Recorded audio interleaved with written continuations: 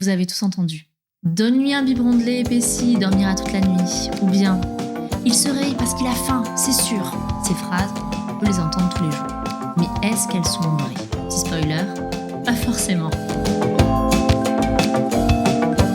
Je suis Camille, aujourd'hui on fait le tri entre ce qu'on croit et ce que la science dit sur le lien entre l'alimentation et le sommeil de bébé.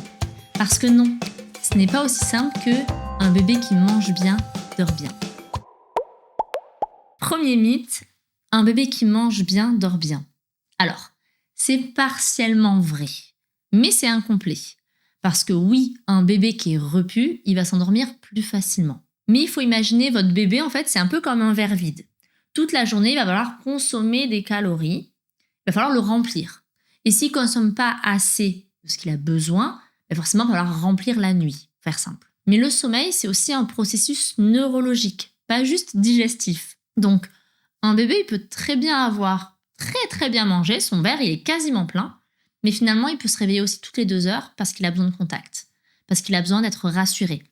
Ou peut-être parce qu'il ne sait pas encore enchaîner les cycles de sommeil parce qu'on ne lui a pas appris, on ne l'a pas guidé vers un endormissement autonome. Et ça, on en parle dans nos formations, si jamais vous avez besoin. Le mythe 2.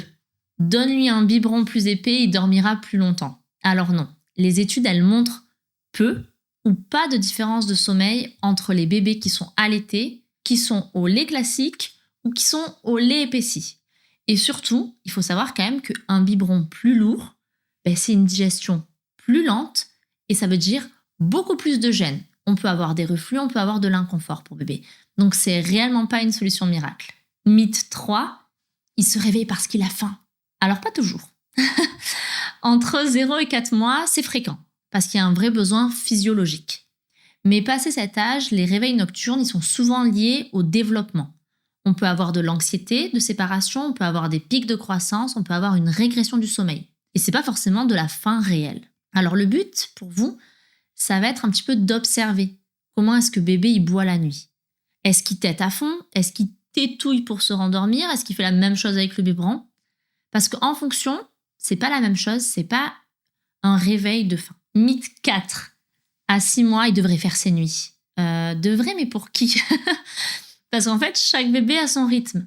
Il y a certains bébés qui vont faire leur nuit à la maternité, d'autres à 3 mois, d'autres à 12 mois, d'autres à 3 ans. Et c'est normal. La capacité de dormir 6 heures d'affilée, ça dépend de la maturité neurologique et des besoins de sécurité de bébé. Et en fonction aussi de ce qu'on a pu mettre en place en tant que parent.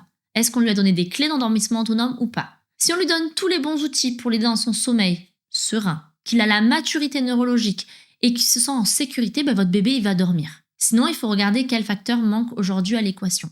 Et si vous pensez de ne pas avoir peut-être tous les outils pour un bon endormissement autonome sans pleurs, mes formations sur le sommeil de bébé, elles vont vous aider. Le mythe numéro 5, la diversification. Ça donne de meilleures nuits. Alors non, la purée de carottes, ça remplace pas un parent sécurisant à 2 heures du matin. La diversification, c'est vraiment un apprentissage sensoriel. La diversification, c'est vraiment un apprentissage sensoriel. C'est pas un moyen de caler l'estomac pour dormir. Et parfois, en plus, ça peut vraiment perturber le sommeil. Parce qu'on a du reflux, de l'inconfort digestif, et on en a plein. Et depuis quand est-ce que vous trouvez que manger un bout de carotte, c'est plus riche qu'une bonne grosse tétée ou qu'un biberon? Donc, le sommeil de bébé, c'est vraiment complexe. C'est multifactoriel et c'est jamais linéaire. L'alimentation, certes, elle joue un rôle, mais c'est juste un morceau du puzzle. Ce qui compte, c'est de répondre à ses besoins de manière globale, pas juste de le caler. Et surtout, il faut l'aider à créer un bon cadre pour un endormissement autonome, pour une nuit paisible.